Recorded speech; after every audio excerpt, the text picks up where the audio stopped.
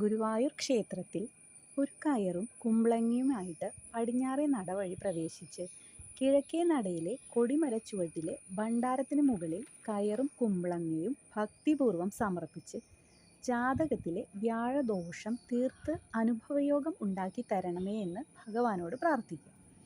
തുടർന്ന് നമസ്കരിക്കുക. ശേഷം 4 പ്രദക്ഷിണ വഴിയിലൂടെ നടത്തുക.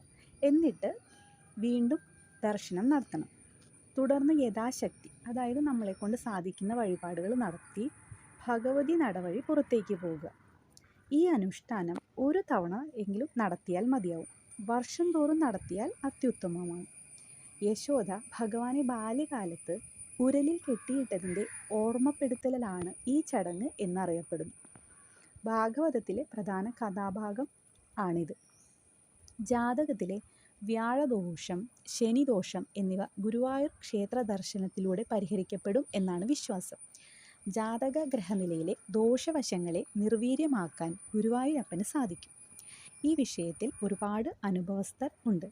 ആർക്കും സ്വീകരിക്കാവുന്ന ഒരു പരിഹാരമാർഗം വ്യാഴപ്രീതി വരാൻ വിഷ്ണു പ്രീതി വരുത്തുക എന്നുള്ളതാണ്.